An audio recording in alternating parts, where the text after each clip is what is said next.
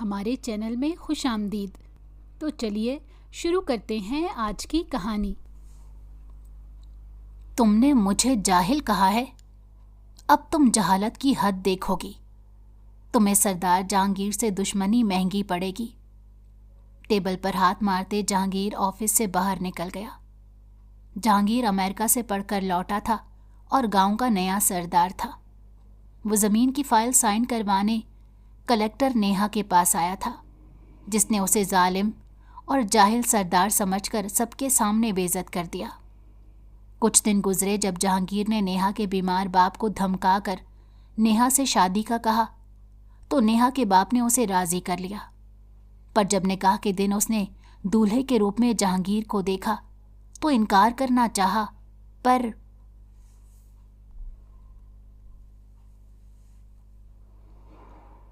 نیہا عام گاؤں کی لڑکیوں کی طرح ڈرپوک ہرگز نہیں تھی۔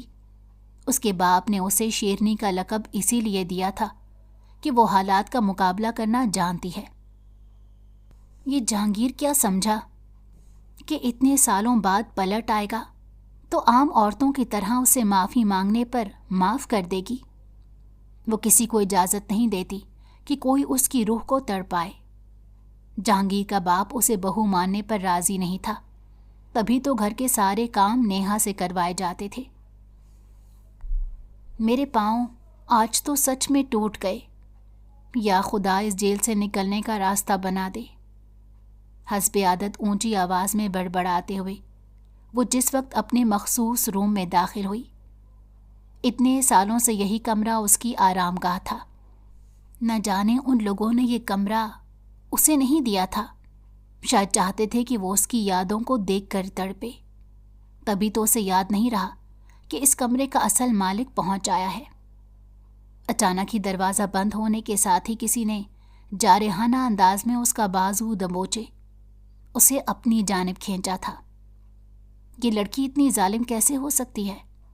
صبح سے وہ اس کے انتظار میں کمرے میں بیٹھا ہوا تھا کہ شاید وہ اسے اپنا دیدار کروا دے، لیکن محترمہ نے دیکھنا تک پسند نہیں کیا۔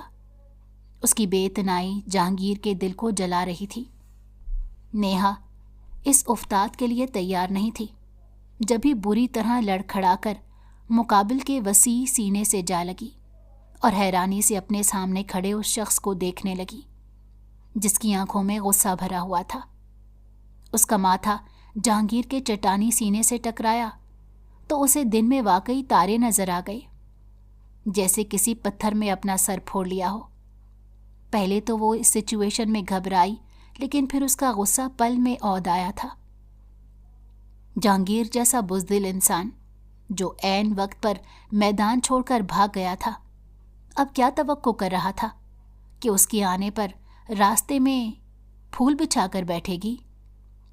اس نے برہمی سے جو ہی اپنا چہرہ اوپر کیا تو ایک پل کو اس کی نظروں میں شناسائی کی لہر ابھری، لیکن دوسرے ہی لمحے اس کی آنکھوں میں تنفر عود آیا۔ ایک دوسرے کی دھڑکنوں کو سن رہے تھے اور جہانگیر چاہتا تھا کہ یہ وقت کبھی ختم نہ ہو۔ اس نے اپنا پورا زور لگا کر مقابل سے دور جانا چاہا، لیکن اپنا بازو اس کی چٹانی گرفت سے نہ چھڑا سکی۔ وہ چاہتا تو ان لمحوں کو قید کر لیتا۔ اپنا بازو دیکھا جو بس اب ٹوٹنے کے در پہ تھا۔ موٹے ہاتھی، میرا ہاتھ چھوڑ دو، کیا ہاتھ جھڑ سے اکھاڑ کر مانو گے؟ اس کی شعلہ اگلتی آنکھوں میں دیکھ کر وہ نڈر انداز میں غرائی تھی۔ پہلے شوہر سے بات کرنے کی تمیز سیکھ لو، اور کیا تم جانتی نہیں ہو کہ صبح سے تمہارے انتظار میں اس کمرے میں بیٹھا ہوں؟ آخر کو کیوں ایسا کر رہی ہو؟ وہ اس کے چہرے پر جھکا بری طرح دھاڑا تھا۔ صبر کا پیمانہ لبریز ہو رہا تھا۔ مسٹر، تم ہوتے کون ہو یہ بات پوچھنے والے کہ کمرے میں کیوں نہیں آئی؟ اب تم یہ سارے اختیارات کھو چکے ہو۔ جہانگیر نے گہرا سانس بھرا اور خود پر کنٹرول کیا۔ اس کا سرد اجنبی لہجہ مقابل کو پاگل کر دینے کو کافی تھا، اور اندر ہی اندر دونوں جل بھن رہے تھے۔ میں تمہارا... وہ جانتی تھی کہ یہ آدمی کیا بولنے والا ہے، تبھی وہ اتنی ہی تیزی سے اس کی بات کاٹ گئی۔ جہانگیر دانت پیس کر رہ گیا۔ یہ سوال جواب کرنے کا حق تم کھو چکے ہو۔ تمہارے ساتھ میرے سارے رشتے ایک محض کاغذ کے ٹکڑے کے سوا کچھ نہیں۔ اپنے اختیارات کا استعمال کرنا چھوڑ دو۔ جب تم اپنے فرائض کو نبھا نہیں سکتے تو حقوق کی بات مت کرو۔ اس کا تمسخرانہ انداز اور جتاتا ہوا لہجہ جہانگیر کی گرفت خود بخود اس کے بازو پر ڈھیلی پڑی تو اس نے اپنا سون ہوتا بازو کھینچ کر ایک جھٹکے سے اس کی گرفت سے آزاد کیا اور دوسرے ہی پل اس کی جانب سے رخ پھیر گئی۔ وہ خود کو اس کے سامنے ہرگز کمزور نہیں پڑنے دینا چاہتی تھی اور نہ ہی یہ بتانا چاہتی تھی کہ اس کے جانے کے بعد وہ کتنا روئی ہے۔ اس سے رخ پھیرنا بس سنبھلنے کی ایک کوشش تھی۔ اپنے آنسوؤں کو اندر دھکیلا اور خود کو مضبوط ثابت کیا۔ وہ کسی عام انسان کی بیٹی نہیں تھی، بلکہ ایک مضبوط اور محنت کش انسان کی بیٹی تھی، جس کو حالات سے لڑنا اس کے باپ نے خود سکھایا تھا۔ کسی کی آنکھوں میں آنکھیں ڈال کر بات کرنے کی عادت تھی، آنکھیں جھکانا تو اس نے کبھی سیکھا ہی نہیں تھا۔ میرے روم سے ابھی کے ابھی نکل جاؤ، اس سے پہلے کہ میں تمہارے باپ کو یہاں بلا لوں۔ ویسے بھی انہیں تمہارا میرے قریب آنا ذرا پسند نہیں آئے گا۔ اپنے بدن کی لرزش پر بمشکل قابو پاتے ہوئے وہ پھر سے کڑے لفظوں کی تھپیڑ مارنے لگی۔ اس نے جو ہی پلٹنا چاہا وہ ایک دم ہی گھوم کر اس کے سامنے آ گیا۔ اتنے سالوں کی گئی غلطیوں کی وضاحت دینا چاہتا تھا۔ وہ سمجھتا رہا کہ نیہا اس سے ضرور سوال کرے گی، لیکن یہاں تو معاملہ ہی الٹ تھا۔ اس کے اونچے مضبوط سراپے کے سامنے جیسے وہ چھپ سی گئی تھی اور خود کو سمجھانا چاہا کہ اس بار اس آدمی کی کسی بات میں نہیں آئے گی، لیکن محبوب کے نزدیک عاشق کے الفاظ کو سلب کر لیتی ہے۔ اسے اچانک ہی گھبراہٹ نے آن گھیرا اور دل کی رفتار تو اس وقت دگنی ہوئی جب اس کے ہاتھ کے سلگتے لمس کو اپنی کمر پر محسوس کیا۔ تم مجھ سے دور رہو، میں واقعی چیخ دوں گی۔ اس کی مخصوص کولون کی دل فریب مہک اور بلا کی قربت پر اس کا رفتار پکڑتا دل سست پڑنے لگا۔ کتنا عرصہ لگا تھا اس خوشبو سے پیچھا چھڑانے میں جو اس کے اندر رچ بس گئی تھی۔ وہ اپنی کیفیت سے خائف سامنے والے پر چڑھ دوڑی۔ یہاں سے بھاگنے کے سارے راستے بند جو کر دیے تھے۔ اگر تم نے ذرا سا بھی شور مچایا تو میں وہ کر گزروں گا جو ابھی صرف خیال کر رہا ہوں۔ تم کیوں یہ سب کر رہے ہو؟ وہ تڑپ کر گویا ہوتی اس کی 6-12 نظروں میں اپنی سلگتی نظریں گاڑے گئی۔ میں بھی یہی پوچھ رہا ہوں خود سے، لیکن کوئی جواب نہیں آ رہا۔ تم مجھے اپنے سسر کے نام سے ڈرانا بند کر دو، ان سے نمٹنے کو میں کافی ہوں۔ اپنا چہرہ مزید اس کے چہرے کے قریب لا کر اس نے لفظوں کو چبا چبا کر پوچھا تھا، کیا وہ لڑکی پاگل ہے جو اسے اس کے باپ سے ہی ڈرا رہی ہے؟ کیا وہ نہیں جانتا تھا کہ اس کا باپ نیہا کی کتنی طرفداری کرتا ہے؟ دونوں کے درمیان میں آج تک فاصلے کم نہیں ہو پائے، بلکہ جتنی زیادتیاں اس کا باپ کر چکا تھا اس کا خمیازہ بھی ان کے رشتے کو بھگتنا پڑا تھا۔ منہ سے اتنی صفائیاں دینا چاہتا تھا، لیکن سامنے والی کچھ سننے کو تیار نہیں تھی۔ اپنے حق کے لیے ڈٹ کر کھڑی تک نہ ہوئی۔ ان دونوں کی ناکیں آپس میں مس ہو رہی تھی اور اس قدر نزدیکی نیہا کی جان نکال رہی تھی، جبکہ مقابل کو چندہ پرواہ نہیں تھی، بلکہ وہ اس لمحے کو انجوائے کر رہا تھا، سامنے والے کے غصے کو خاطر میں لائے بغیر اپنی طلب کو پورا کر رہا تھا، جس وجہ سے پھر سے نیہا کا دبا دبا غصہ عود آیا۔ میں تمہارے دل کے لیے کچھ نہیں کر سکتی، مہربانی کرو یہاں سے اپنی شکل دور کرو۔ اس مرتبہ اس کا انداز دھیما لیکن بے پرواہ جہانگیر جیسا ہوا تھا۔ جہانگیر کے گھر والوں کو پوری امید تھی کہ اس بار دونوں کے درمیان کاغذی رشتہ بھی ٹوٹ جائے گا اور نیہا کو اس گھر سے دھکے مار کر نکال دیا جائے گا۔ بھلا اس لڑکی کی اس محلوں میں رہنے جتنی حیثیت کہاں تھی؟ تمہیں معلوم ہے، جو بیوی شوہر کو ناراض کرتی ہے فرشتے اس پر لعنتیں بھیجتے ہیں، لیکن میں نہیں چاہتا کہ تم اتنی لعنتیں کھاؤ۔ شوہر کے دل کا خیال نہیں رکھو گی تو کس کے دل کا خیال رکھنا ہے؟ وہ دھیمی آواز میں برہم ہوا تو وہ ایک پل کو اندر ہی اندر سہمی تھی، لیکن اس نے ظاہر نہیں ہونے دیا اور آنکھوں میں آنکھیں ڈال کر مزید دیکھنے لگی۔ بہت جلد ہمارے درمیان یہ کاغذی رشتہ ختم ہونے والا ہے۔ تم کیا سمجھتے ہو کہ ساری زندگی تمہارے نام کو گلے سے لگا کر بیٹھی رہوں گی؟ میری بھی کوئی زندگی ہے، اپنی خوشیوں کو روٹھنے نہیں دوں گی۔ اس کا استہزائیہ انداز مقابل کے غصے کے گراف کو دگنا کر گیا۔ میرے خیال سے تو میں اپنی زندگی کے دن پیارے نہیں ہیں، اور جس خوشی کا راستہ جہانگیر کے دروازے سے نہ گزرتا ہو اس خوشی کو آگ لگا دوں گا۔ تمہاری خوشیاں صرف مجھ تک ہونی چاہیے، جیسے میری خوشی صرف تم میں ہے۔ نیہا نے ایسے کہا لگایا جیسے وہ پھر سے اسے اپنے جال میں کھیلنا چاہتا ہو، پھر سے وہ اسے ٹوٹ کر بکھیرنا چاہتا ہو، اس کی کمزوریوں کا فائدہ اٹھانا چاہتا ہو۔ جہانگیر کی آنکھوں میں دیدہ دلیری سے دیکھتے وہ اسے کیا باور کروانا چاہ رہی تھی۔ وہ بات سمجھتے ہی اسے ٹھیک ٹھاک پتنگے لگے۔ کس حق سے وہ ایسی باتیں کر رہا تھا؟ اور خوشیاں تو تب سے روٹ گئی تھیں جب سے جہانگیر کے دروازے سے اس کا واسطہ پڑا تھا۔ یہ دروازہ جتنا خوبصورت تھا اتنا ہی اندھیر نگر بھی تھا۔ پھر اس زندگی سے موت ہی بھلی ہے۔ اس کی موت کی خواہش سنتے ہی 2 پل کے لیے جہانگیر کا جسم فریز ہو گیا، یوں لگا جیسے اس میں جان ہی نہ رہی ہو۔ زندگی بھلی ہے یا موت، یہ تو پھر فرصت میں فیصلہ کریں گے، کیونکہ یہ لمبی بحث ہے جو ہم فرصت میں کریں گے۔ فی الحال یہ بات اپنے دماغ میں بٹھا لو کہ آج کے بعد اگر تم نے مجھے اگنور کیا، اس رشتے کو ہلکا لینے کی کوشش کی، تو سارے بارڈر کراس کر دوں گا۔ اسے ایک جھٹکے سے اپنے قریب تر کرتے وہ اس کے کان کے قریب جھکا، سرگوشی نما سفاک لہجے میں گویا اسے جھٹکا دیا۔ نیہا نے دل میں سوچا، خود اتنے عرصے سے باہر جاتے اسے خیال نہ آیا، اور اب میں نے ایک دن اگنور کیا تو اس سے سہا نہیں جا رہا۔ وہ کل بھی ظالم تھا اور آج بھی اس کے ظلم نے انتہا کی تھی۔ ہمیشہ صرف اپنا فائدہ سوچتا تھا، خود دوسروں کی فیلنگ کا احساس نہیں تھا، لیکن اپنے دل کو کانٹا بھی جو لگے تو چیخ نکل جاتی تھی۔ جب تم نے کسی کی پرواہ نہ کی تو کس حق سے اپنے دل کی رکھوالی کرنے میرے پاس آئے ہو؟ اس کی ٹانگوں نے پل میں اس کے وجود کا بوجھ اٹھانے سے انکار کیا تو اس کے گرنے سے پہلے ہی وہ اسے نرمی سے تھامتا، پاس پڑے کاؤچ پر بٹھا چکا تھا۔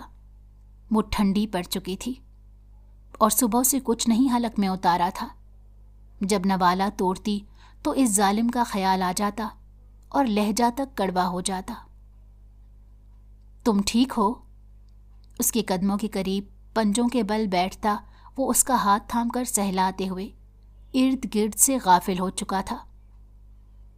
اگر تم مجھے ٹھیک دیکھنا چاہتے ہو تو میری جان چھوڑ دو اور چلے جاؤ یہاں سے، اور آئندہ کبھی بھی واپس مت آنا۔ جیسے پہلے گم ہو گئے تھے ویسے ہی جا کر گم ہو جاؤ۔ میں اپنے دل میں تمہاری محبت دفنا چکی ہوں، مزید مجھے ریزہ ریزہ مت کرو۔ چیخنے کی کوشش میں اس کی آواز حلق میں دب سی گئی تھی، آنسوؤں کا گولا گلے میں اٹکا اور بولنا محال ہو گیا۔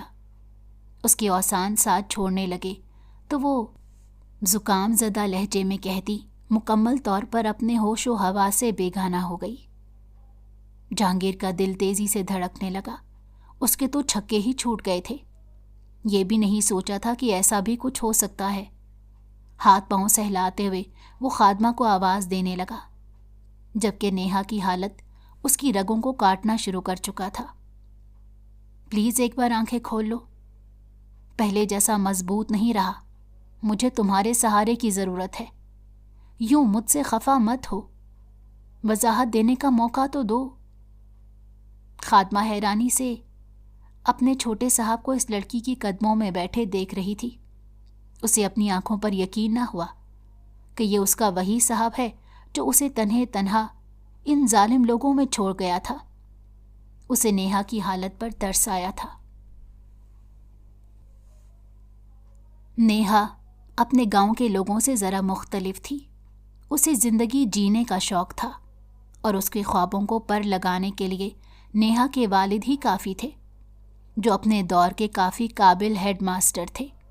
انہوں نے ذرہ ذرہ جوڑ کر اپنی بیٹی کو پڑھایا۔ وہ چاہتے تھے کہ ان کی بیٹی برے وقت میں اپنے پیروں پر کھڑی ہو سکے اور گاؤں میں ان کا نام روشن کرے۔ کئی بار گاؤں کے مردوں کو بٹھا کر سمجھایا بھی کرتے تھے کہ پڑھائی جتنی عورتوں کے لیے ضروری ہے، شاید تم لوگوں کو اس بات کا اندازہ نہیں۔ سردار کے ہم زرخرید غلام نہیں جو ہمارے بچوں کے مستقبل کا فیصلہ کر سکے۔ گاؤں میں ہر انسان نیہا کی پڑھائی کے خلاف تھا، کیونکہ وہ لڑکی اپنے حق کے ساتھ دوسری لڑکیوں کے حق کے بارے میں بھی بات کرتی تھی۔ نیہا کو اپنی دوستوں سے ہاتھ دھونا پڑا، کیونکہ ان کے والدین نے کہہ دیا تھا کہ نیہا جیسی لڑکی سے دوستی مت رکھنا، ورنہ یہ تم لوگوں کی زندگی کو خراب کر دے گی۔ وہ پراٹھے کو توڑتی منہ میں ڈالنے لگی۔ شروع سے ہی پڑھائی لکھائی کے علاوہ اسے کوئی کام نہیں تھا۔ نیہا کے والد ہی کھانا پکانا کرتے تھے۔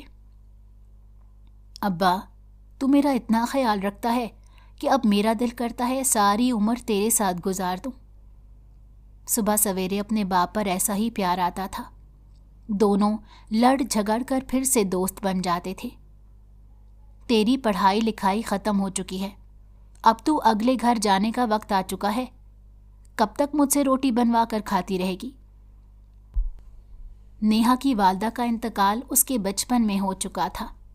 بہت سے لوگوں نے اس کے والد کو سمجھانے کی کوشش کی کہ وہ دوسری شادی کر لیں، لیکن نیہا کے ہوتے ہوئے وہ اس بات پر رضامند نہیں تھے۔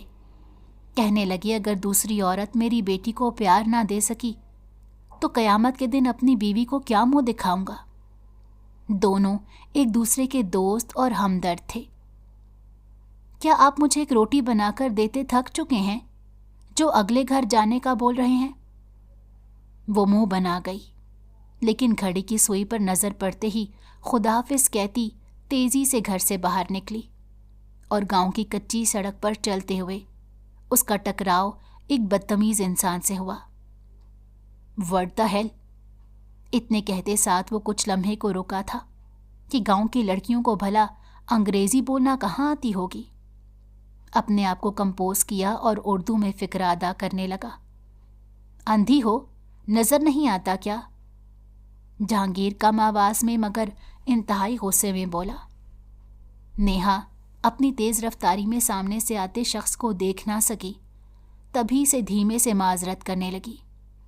"میں سوری بول رہی ہوں نا، ایسا کون سا میں نے نقصان کر دیا جو آپ کی آنکھیں ہی اندر کو نہیں ہو رہی؟ اگر میرا دھیان نہیں تھا تو آپ ہی دھیان کر لیتے۔ آپ کو کوئی حق نہیں کہ اس طرح سے بات کریں مسٹر۔ جہانگیر کا میٹر ہی گھوم گیا۔ یہاں اس کے خاندان میں عورتیں اونچی آواز میں بات تک نہیں کر سکتی تھیں۔ اپنا جائز موقف بیان کرنے کو بھی انہیں مرد کی اجازت درکار ہوتی تھی، اور یہ لڑکی اسے اس کے گاؤں میں ہی کھڑے ہو کر باتیں سنا رہی تھی۔ کیا وہ جانتی نہیں تھی کہ کس شخص سے بات کر رہی ہے؟ اس لڑکی کے لب و لہجے سے معلوم ہو رہا تھا کہ خاصی پڑھی لکھی اور نک چڑھی خاتون ہے، لیکن جہانگیر کو ایسا لہجہ قطعی پسند نہیں تھا۔ "لڑکی، کسی نے تمہیں تمیز نہیں سکھائی؟ جانتی بھی ہو کس سے بات کر رہی ہو؟" نیہا نے آنکھیں چھوٹی کر کے اس امیر نوجوان کو دیکھا جو نہ جانے کیوں اپنی دولت کا بھرم دکھا کر یہ چاہتا تھا کہ نیہا اس کے سامنے جھک کر رہے۔ دل میں سوچا میں کون سا اس کے باپ کا لے کر کھاتی ہوں جو اتنے بھرم دکھا رہا ہے۔ یقیناً گاؤں کے کسی وڈیرے کا بیٹا ہوگا، لیکن نیہا کو اس سے کوئی غرض نہیں تھی، وہ بھی کسی سے کم تھوڑا تھی۔ "ہاں، تم نے اپنے ماتھے پر سرٹیفکیٹ لگا رکھا ہے کہ ایک نہایت بدتمیز شخص ہو، میں اسی سے بات کر رہی ہوں۔ وہ غصے میں بولی اور جہانگیر کو تن بدن میں آگ لگ چکی تھی۔ وہ اس لڑکی کو سبق سکھانا چاہتا تھا۔ "سردار جہانگیر نام ہے میرا، اور تمہیں اندازہ نہیں تم نے کس سے ٹکر لی ہے، اور اس گاؤں کا نیا سردار ہوں۔ چاہوں تو آج ہی تمہیں اس گاؤں سے بے دخل کر سکتا ہوں۔ जिस तरह कैंची की तरह जबान लेकर घूमती हो, जरूर किसी दिन गांव वालों का नाम डबोगी। नेहा ने अपने आप को शांत रखने की पूरी कोशिश की। उसके तारुफ पर वो ज्यादा चौंकी नहीं थी, क्योंकि सरदार खानदान का हर आदमी इतना ही बदतमीज और बदलिहाज था, जिससे औरतों से बात करने की तमीज तक नहीं थी, जो ना जाने किन हवाओं में रहते थे। हाँ, मुझे भी पता कैसे होगा। वैसे भी आप जो कोई भी हो, मुझे फर्क नहीं पड़ता। और यहां से निकलने की धमकी किसे दे रहे हो? चाहूं तो तुम लोगों की जमीनों के 1000 मसाइल निकाल कर अंदर करवा सकती हूं। शायद तुम मुझे जानते नहीं हो, और ना ही मुझे ऐसा शौक है कि तुम जैसे लोग मुझे पहचाने। मेरा हल्का अहबाब बहुत अच्छे लोगों से भरा पड़ा है। नेहा की ये बात सुनकर तो उसका गुस्सा 7वें आसमान पर जा पहुंचा। ये लड़की उसे लाजवाब कर गई थी। तभी तो सरदार खानदान के चश्मो चराग को आग सी लग गई। ऐसी लड़की को सबक सिखाना उसे अच्छे से आता था, चाहे सरदार खानदान के लड़के बाहर ही क्यों ना पड़े हों। लेकिन उनकी फितरत आज भी नहीं बदली थी। पहली बार औरत ने ऐसा जवाब दिया कि जहांगीर सरदार लाजवाब हो गया। तुम्हें तो मैं बताऊंगा। वो इस लड़की के बारे में कुछ नहीं जानता था, लेकिन इस छोटे से गांव में इंफॉर्मेशन निकालना कौन सा मुश्किल काम था। दिल में सोच रखा था कि कुछ ही दिनों में वो इससे अपने सामने माफ़ी मांगने पर मजबूर कर देगा। सरदार जहांगीर का ताल्लुक उनके गांव से था, जो अपने वडेरेपन के बलबोते पर बहुत से लोगों का जीना हराम कर चुके थे। ये दौलत की अकड़ उन्हें मगरूर बना चुकी थी। आज से पहले जहांगीर ने ऐसी लड़की ना देखी थी जो उसको लाजवाब करना जानती हो। एक आग सी थी, वो इस लड़की की अकड़ को तोड़ना चाहता था। नेहा ने लाइन बनवा रखी थी। सब लोगों का बारी बारी काम करना था। वो अपने काम में बेहद काबिल थी, तभी तो गरीब आदमी भी उस पर एतबार करता था। मैडम, अभी ऑफिस में अपने गांव के सरदार साहब आए हैं। अगर आप कहें तो पहले उन्हें अंदर भेज देता हूं। ये लोग तो इंतजार करने के आदी हैं। नेहा ने एक नज़र उठाकर उसे देखा। सरदार का लफ्ज़ सुनते ही जहांगीर के बाप का ख्याल आया। उनके सर पर कोई इजाफी सींग लगे हैं, या खुदा न ख्वास्ता उनमें ऐसी कोई कमी है कि वो इंतज़ार नहीं कर सकते। लाइन के मुताबिक ही सबका काम होगा। सरदार साहब को कहो, अगर वो तशरीफ़ ले आए हैं तो बाकी लोगों की तरह लाइन में लगना भी सीखें। आदमी धीरे से सर हिलाता बाहर को गया। यहाँ सीट पर बैठने वाला हर आदमी पहले सरदार साहब को खुश करता था, ताकि उसके ऊपर कुछ ख़ास नजर करम किया जाए। लेकिन ये लड़की तो अपने आप में अलग थी। सरदार जहांगीर उसकी आवाज़ बखूबी बाहर सुन सकता था। हैरत का एक झटका लगा कि ये वही लड़की थी जो सुबह उससे टकराई थी। क्या गांव का माहौल इतने अरसे में बदल चुका है कि यहाँ की लड़कियां अब कलेक्टर की नौकरी करेंगी? बगैर किसी की इजाज़त लिए वो तेज़ी से अंदर घुस गया, और गांव के लोगों समेत किसी में इतनी हिम्मत नहीं थी कि सरदार जहांगीर को मना कर सकें। लड़की, तुम में काफ़ी अकड़ है। क्या तुम मुझे पहचानती नहीं हो? सरदार जहांगीर इस गांव का सरदार हूं। मैंने ऐसा क्या कह दिया जो आपको बुरा लग गया? वो भी अपनी आंखों को गोल घुमाते हुए पूछने लगी, जैसे उनके दरमियान काफ़ी दोस्ताना ताल्लुक हो। क्या तुम्हें लगता है कि मैं आम लोगों की तरह लाइन में लगूंगा? दिखने में तो आप आम लोगों जैसे ही लग रहे हैं। ना तो सर पर सींग इजाफी हैं और ना ही आपकी दुम निकली हुई है जो मैं आपसे हमदर्दी करूं। अल्लाह ने आपको चलने को पांव भी दिए हैं। लाइन में लगने से दिक्कत क्या है? लड़की, पता है तुम्हारा असल मसला क्या है? कि तुम उसूलों से वाकिफ नहीं हो, क्योंकि यहाँ सरदार जहांगीर को मना करके तुम अपने साथ बहुत बुरा करोगी। अरे क्यों दिमाग की दही कर रहे हो? जानते भी हो इतने वक्त में मैंने कितने लोगों के काम करने हैं। फिर पीछे आम लोग लाइन लगाकर खड़े हैं और तुम्हारे दिमाग से प्रोटोकॉल नाम का कीड़ा ही नहीं निकल रहा। जो भी काम है जल्दी बोल दो, ताकि मैं बाकी लोगों के काम सुकून से कर सकूं। سردار جہانگیر کا بھی ایسا کوئی موڈ نہیں تھا۔ اس نے اپنے والد سے بات کرنے کی کوشش کی تو بڑے سردار نے کہہ دیا، اس لڑکی کے منہ لگنے کی ضرورت نہیں، پورے گاؤں کے کام کر کے اس نے ہمدردی بٹور رکھی ہے، اور اگر ہم نے اس کی مخالفت میں کچھ بھی کیا تو سب لوگ ہمارے خلاف ہو جائیں گے۔ ابھی اس لڑکی کے پاس سیٹ ہے، اسے اپنی طاقت کا مزہ لینے دو۔ یہ فائل سائن کروانی ہے۔ فائل کو کھول کر پڑھنے لگی۔ یہ زندگی میں پہلی بار تھا جو سردار جہانگیر نے کسی کو اپنے پیشے سے اتنا مخلص دیکھا تھا۔ آج سے پہلے اپنے باپ کی جی حضوری کرتے ہی دیکھا تھا۔ اس فائل پر میں سائن نہیں کر سکتی۔ لیکن کیوں؟ نیہا نے ابھی تک اسے بیٹھنے کی اجازت نہیں دی تھی، تبھی وہ خود بدتمیزی سے کرسی کھینچ کر اس کے روبرو بیٹھ گیا اور ٹانگ پر ٹانگ چڑھاتے ہوئے سوال کیا۔ نیہا کو اس کے اس رویے پر غصہ تو بہت آیا، لیکن دل میں دبا گئی۔ ہر بات پر چیخنا چلانا ضروری نہیں تھا، کیونکہ یہ زمینیں جن لوگوں کے نام پر تھیں ان کو چند رقم دے کر دھوکہ دہی سے سائن کروائے گئے۔ لیکن مجھے نہیں لگتا کہ تمہارا اس سے کوئی لینا دینا ہونا چاہیے، کیونکہ تم یہاں زمینوں کی فائل دیکھ کر سائن کرنے کو بیٹھی ہو۔ اس کے پیچھے کی ہسٹری پڑھنے کے لیے عدالت موجود ہے۔ اگر عدالت میں وہ فیصلہ جیت کر آؤ تو اس کے بعد تم اپنی ہمدردی جتا سکتی ہو۔ اس نے سگریٹ کا کش لگایا اور دلیل دی۔ آپ کی اطلاع کے لیے عرض ہے کہ یہ کیس عدالت میں جا چکا ہے، اور جب تک فیصلہ نہیں ہو جاتا میں یہ زمین آپ کے نام نہیں کر سکتی۔ اگر میرے علاوہ کوئی اور کلکٹر یہ زمین آپ کے نام کرنے کو راضی ہے تو اس سے مجھے کوئی غرض نہیں۔ وہ اس کی بات پر مٹھیاں بھینج کر رہ گیا تھا۔ یہ لڑکی اب اس کی غیرت کو للکار رہی تھی۔ تمہارے باپ کی زمین تو میرے خیال سے ابھی ہم نے اندر نہیں کی، اس پر قبضہ کرنا باقی رہ گیا ہے، پھر عدالت میں کیس لڑتی رہنا۔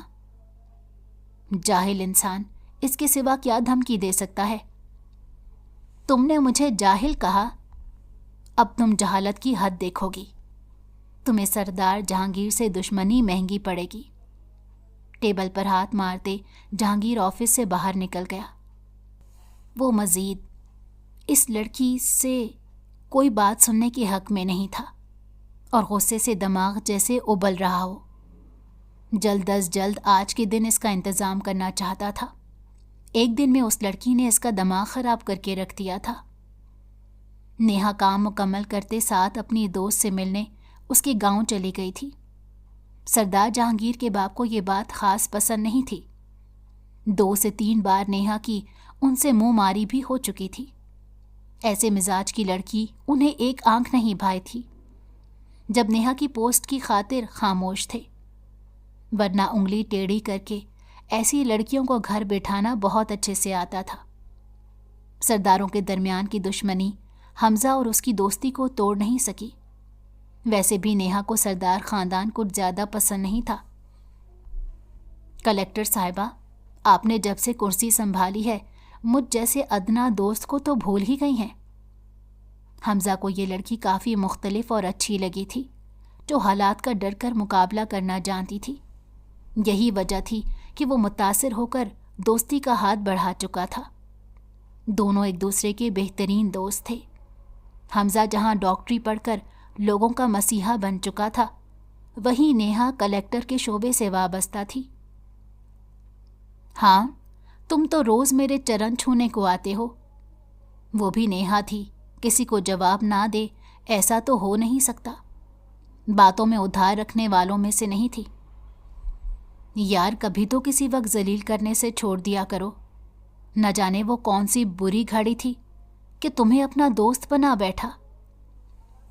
حمزہ بھی بڑے سرداروں کا بیٹا تھا، لیکن کبھی اس نے کسی عورت سے بدتمیزی سے بات نہیں کی، بلکہ بڑوں کی لڑائی جھگڑوں میں وہ ہمیشہ دور رہتا۔ آج پہلی بار نیہا نے اس کا موازنہ جہانگیر سے کیا تو اسے حمزہ لاکھ گنا بہتر لگا۔ اس کی بات پر نیہا نے کہا لگا دیا، اگر تم اچھی سی چائے بنا کر پلا دو تو تمہاری جان بخشی جا سکتی ہے، ورنہ ایک بدتمیز شخص نے میرے دماغ کی دہی کر دی ہے۔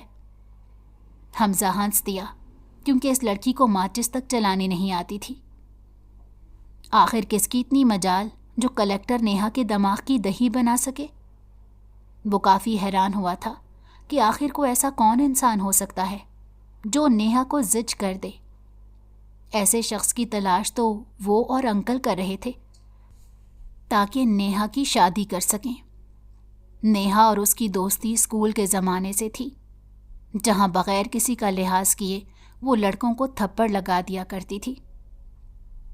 ارے تمہارا جانی دشمن سردار جہانگیر کے سوا اور کون ہو سکتا ہے؟ دونوں باپ بیٹے ایک طبیعت کے انسان ہیں، عورت سے بات کرنے کا سلیقہ تک نہیں ہے۔ حمزہ اس کی بات سن کر ایک دم الرٹ ہوا، جبکہ نیہا ٹیڑے منہ بنا رہی تھی۔ حمزہ جانتا تھا کہ سردار خاندان کتنا خطرناک ثابت ہو سکتا ہے، لیکن یہ لڑکی کبھی کسی کی بات نہیں سنتی۔ ارے سردار جہانگیر تو اپنی پڑھائی مکمل کرنے امریکہ گیا ہوا تھا، یہ کب واپس آیا؟ اور تمہیں کیا ضرورت تھی ایسے لوگوں کے منہ لگو؟ اسے واقعی فکر تھی کہ یہ لڑکی نہ جانے کتنے لوگوں سے پنگے لے بیٹھی ہے۔ مجھے کیا پتا کہ وہ امریکہ سے پڑھ کر آیا ہے یا نہیں، لیکن بڑے فخر سے بتا رہا تھا کہ سردار جہانگیر نام ہے میرا، اور کافی دھمکیاں بھی دے کر گیا ہے۔ مجھے ایسے لوگوں سے ڈرنے کی ضرورت نہیں ہے، کیونکہ میرے ساتھ میرا خدا ہے۔ تم کوشش کرو کہ اس سے بحث مت کرو، کیونکہ اسے تمہارے لفظ ضائع ہوں گے۔ حمزہ نے چائے کا کپ اس کے آگے کیا اور خود بھی سامنے بیٹھ گیا، کیونکہ اس لڑکی کو سمجھانا فضول ہے۔ اس بات کو لے کر وہ مزید بحث نہیں کرنا چاہتا تھا۔ ڈائریکٹ نیہا کے ابا کے ساتھ بات کر کے انہیں سمجھانا چاہتا تھا کہ نیہا کو عقل دیں۔ تم نے مجھ سے خرگوش کا مطالبہ کیا تھا، اس لیے میں تمہارے لیے سفید رنگ کا خرگوش لایا ہوں۔ اگر تمہیں پسند آئے تو تم اسے اپنے ساتھ لے کر جا سکتی ہو۔ سائڈ ٹیبل پر پڑے چھوٹے سے پنجرے میں قید سفید خرگوش کو باہر نکالا گیا۔ نیہا کے اندر کا بچہ بھی جاگ اٹھا تھا، وہ اسے اپنی گود میں لے کر کھیلنے لگی۔ انسانی بچے اسے تب تک پسند تھے جب تک وہ شور نہ مچائیں، اور اس بات پر نیہا کے ابا ڈانٹ دیا کرتے تھے کہ جب تمہارے خود کے بچے ہوں گے تب دیکھوں گا۔ نیہا کی زندگی میں کچھ دن تو سکون تھا۔ اپنے باپ کو گھر آ کر اس نے ساری ردات سنائی تھی، اور وہ کافی فکر مند تھے۔ کہنے لگے میں کافی بیمار رہتا ہوں، اس لیے تم ایسی حرکتیں مت کیا کرو۔ کچھ دن گزرے جب جہانگیر نے نیہا کے بیمار باپ کو دھمکا کر نیہا سے شادی کا کہا تو نیہا کے باپ نے اسے راضی کر لیا، پر جب نکاح کے دن اس نے دولہے کے روپ میں جہانگیر کو دیکھا تو انکار کرنا چاہا، پر باپ کے جھکے ہوئے کاندھے دیکھ کر خاموش ہو گئی تھی۔ رات کے اندھیرے میں بھلا کون شریف انسان کسی لڑکی کو بیاہنے آتا ہے؟ کسی کو کال کر کے مدد لینے کا کوئی فائدہ نہیں تھا، کیونکہ اپنے باپ کے جھکے کاندھوں کو دیکھ کر وہ سمجھ چکی تھی کہ یہ آدمی ضرور انہیں بلیک میل کرتا رہا ہے۔ نکاح کے بعد جہانگیر کا خیال تھا کہ وہ روئے دھوئے گی، اس کا گریبان پکڑے گی اور الزامات کی بارش کر دے گی، لیکن نیہا نے ایسا کچھ بھی نہیں کیا، بلکہ اپنے باپ سے اچھے سے ملنے کے بعد انہیں سمجھانے لگی تھی کہ اس شخص کو بدلنے کا ذمہ شاید اللہ نے اسے دے دیا ہے، تبھی تو ایسا شخص اس کی زندگی میں شامل کیا گیا ہے۔ بے شک اندر سے وہ جتنی مرضی ٹوٹ چکی ہو، لیکن اپنے باپ کے سامنے بہادر بننے کا ڈرامہ کر رہی تھی۔ جہانگیر کے کہنے پر وہ گاڑی میں آ کر بیٹھ گئی۔ اپنے سر پر سفید چادر اوڑھ رکھی تھی، جو شاید اس کے قیمتی لباس کے ساتھ کافی اچھی لگ رہی تھی۔ تھوڑی دیر گزری تو نیہا کا دل پھر سے گھبرانے لگا، کیونکہ جانتی تھی آج بوڑھے باپ کو کہاں نیند آئے گی۔ مجھے بابا کو کال کرنی ہے، تم کچھ دیر کے لیے اپنا فون دے دو۔ نیہا انہیں پرسکون کرنا چاہتی تھی کہ بیٹی کے معاملے میں وہ پریشان ہونا چھوڑ دیں۔ اس ٹیڑھے سردار کو سیدھا کرنے کا ہنر وہ رکھتی ہے۔ اب نیہا کے پاؤں میں ایسی کوئی زنجیر نہیں جس کو وہ سردار باندھ سکے۔ جہانگیر جو پرسکون ہو کر گانے سن رہا تھا، اپنی نئی نویلی بیوی کی آواز پر کافی بدمزہ ہوا۔ घर ही लेकर जा रहा हूँ, वहाँ पर फ़ोन चार्ज करके बात कर लेना। उसका लहजा तंजिया था।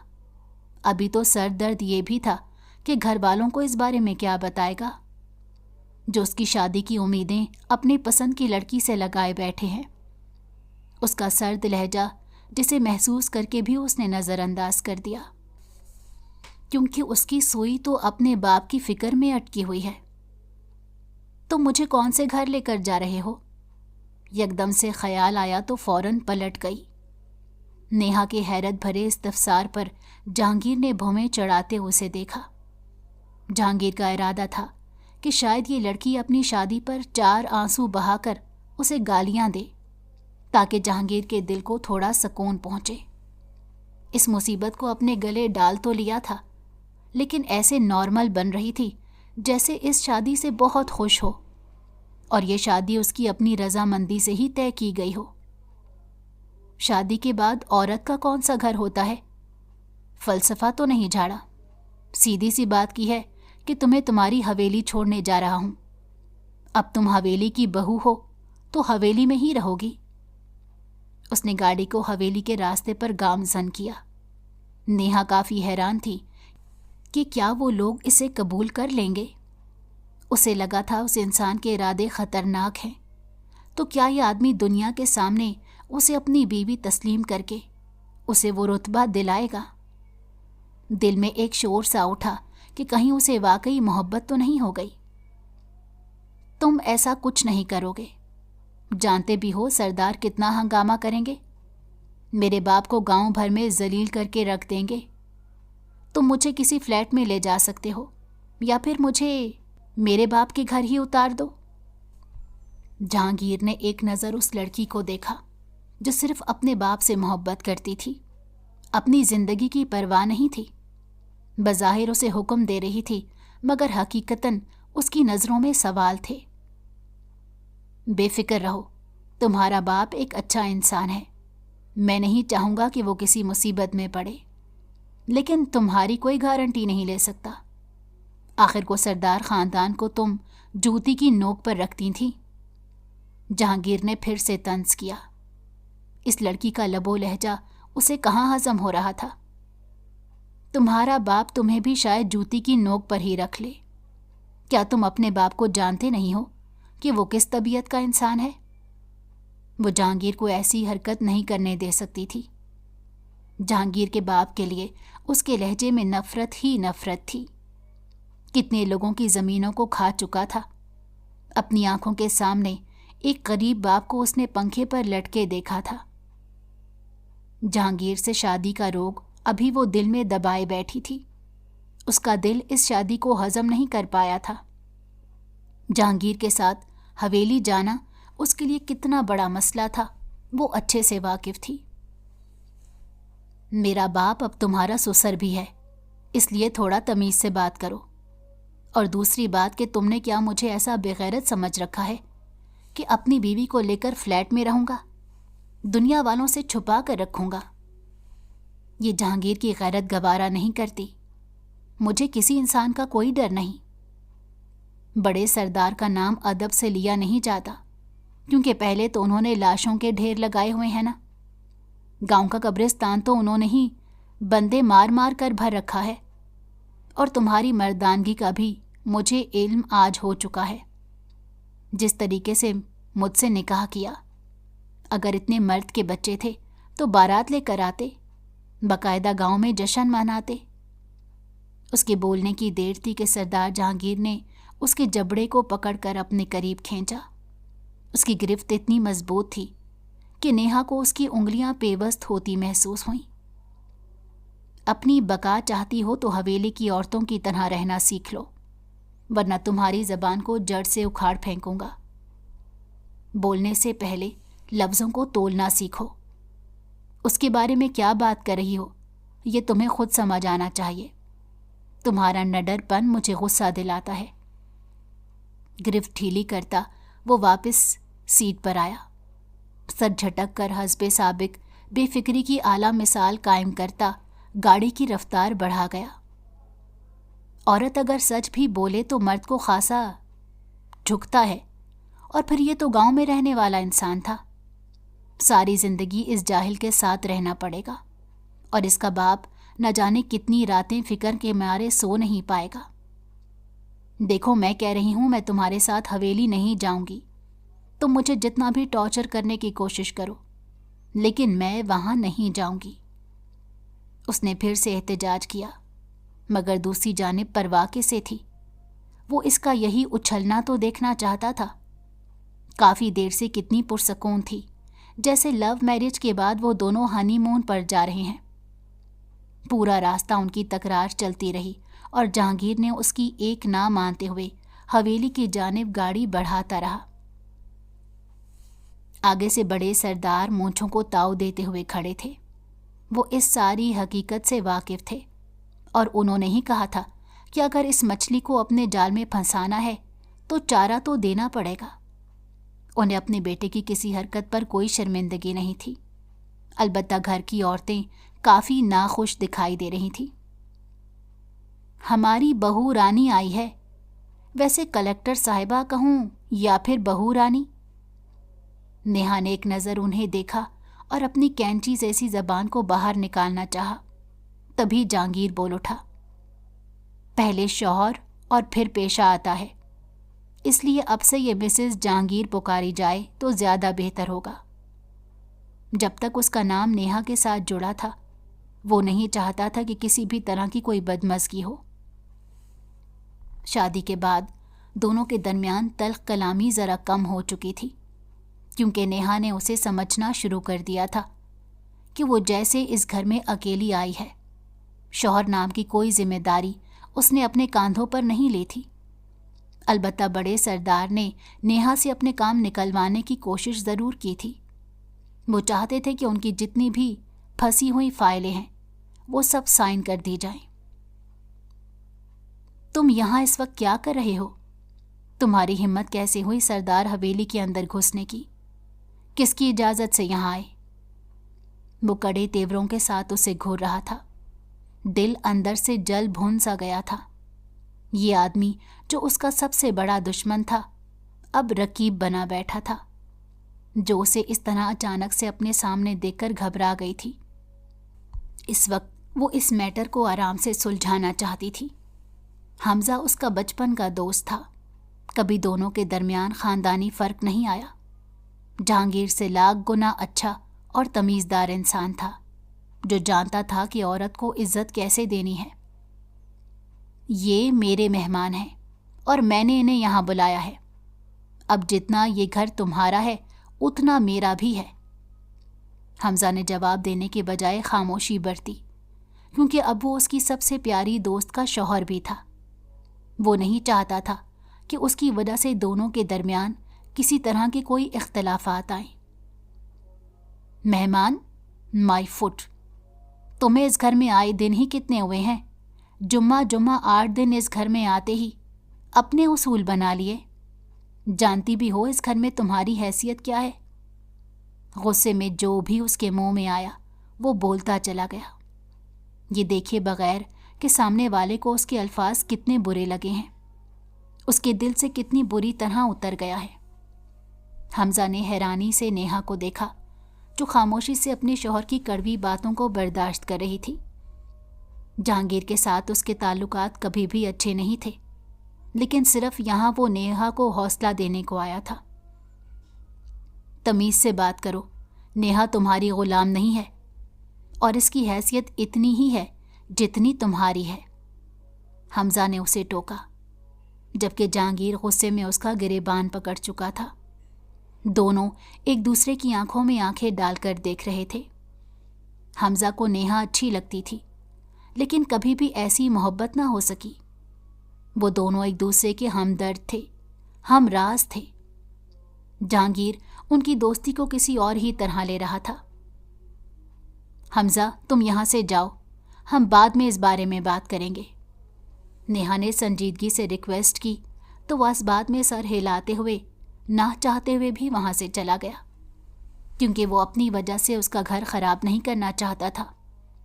अभी भी उसने नेहा के वालिद का कोई पैगाम लेकर आया था।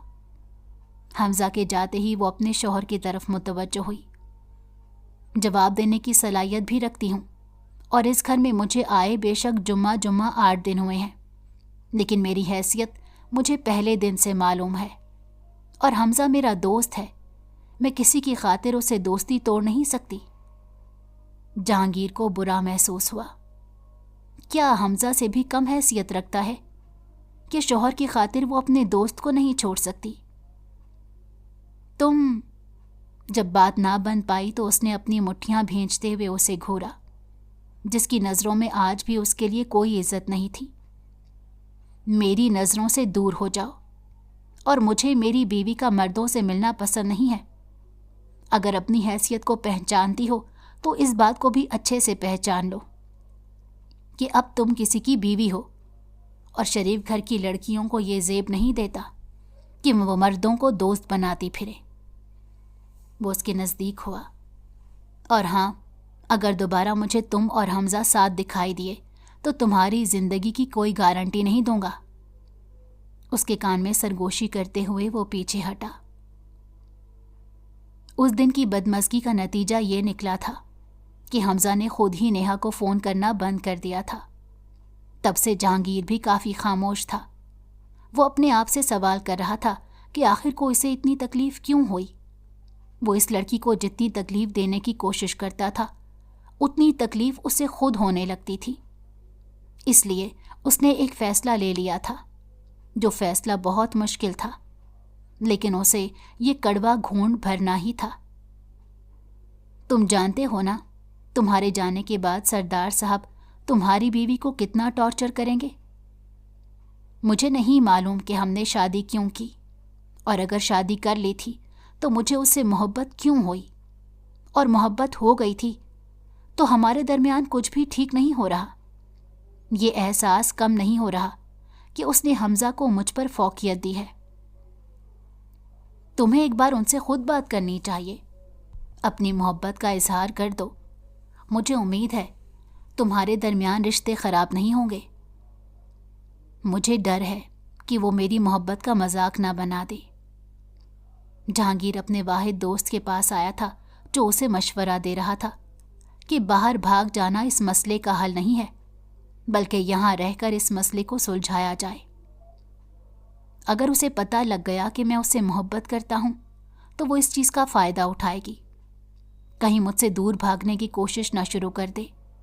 मैं उसे नुकसान नहीं पहुँचा सकता। बग़ैर किसी से मशवरा किए वो यहाँ से दूर दूसरे मुल्क चला गया था, और उसके बाद सबने यही कहा था कि वो नेहा से तंग आकर गया है। इस बात से इख्तिलाफ नहीं करती थी, क्योंकि उसे भी लगा कि उनके दरमियान में जो भी तनाज़े थे उसी से दूर भागने को बाहर गया है। वैसे भी ये निकाह उसके लिए कौन सा कोई मायने रखता था। इतने सालों बाद जब जहांगीर को लगा कि ये चीज़ें मज़ीद ख़राब हो चुकी हैं, अपने बाप के बारे में मालूम हुआ कि वो नेहा को काफ़ी टॉर्चर कर रहा है, तो शादी के कितने साल बाद वो वापस लौट आया। नेहा का रवैया देखकर उसके तन बदन में फिर से आग लग गई थी, लेकिन इस बात को मंजिल छोड़कर भागने वाला नहीं था, बल्कि यहाँ रहकर फैसला करने वाला था। क्या हम इस रिश्ते को ठीक नहीं कर सकते? क्योंकि इस रिश्ते की रस्सी को घसीट कर मैं थक चुका हूँ। मैं चाहता हूँ कि हम दोनों हंसी खुशी रहें। इसमें तुम्हारा क्या मफाद छुपा है? अगर इस रिश्ते से थक चुके हो तो हम इस रिश्ते को ख़त्म कर देते हैं। तुम क्यों नहीं समझती? इतने साल पहले भी मैं यहाँ से सिर्फ इसी वजह से भागा था कि मैं तुमसे मोहब्बत करने लगा था। मुझे लगा कि अगर तुम्हारे सामने इजहार कर दूंगा तो तुम इसका मजाक बनाओगी। मुझे तुमसे शदीद मोहब्बत है। मैं यहाँ से नहीं जा सकता। पहली बार जिंदगी में वो उसके सामने हाथ जोड़ रहा था। नेहा को खुद यकीन नहीं आया कि ये वही आदमी है जो नाक पर मक्खी तक नहीं बैठने देता था। मैं कोशिश करूंगी कि इस रिश्ते को निभा सकूं, लेकिन मुझे कुछ वक्त दरकार है ताकि तुम पर भरोसा करने में गलती ना कर दूं, और मुझसे किसी किस्म की कोई तवक्को ना रखना कि तुम्हारे साथ ज़िंदगी गुजारने के लिए मैं किसी के साथ नाहक ज्यादती करूंगी। तुम जितना भी वक्त लेना चाहो मैं देने को तैयार हूं, लेकिन मैं चाहता हूं अब हमारे दरमियान सब कुछ ठीक हो जाए। जहांगीर को अपनी गलतियों का एहसास हो गया था। कभी कभार हम कहते हैं ना कि अल्लाह हमारी ज़िंदगी में कुछ लोग इसलिए भेजता है ताकि हमें अपनी गलतियों का एहसास हो सके। तो ये मोहब्बत भी राह हक पर चलाने के लिए आई थी। बड़े सरदार की मुखालफत में जाकर उसने सारी ज़मीनें उन लोगों को वापस कर दी थी जिन पर उनका असल हक था। वो सही तरीके से गांव का नया सरदार बन चुका था। लोग उसकी इज्जत करने लगे थे।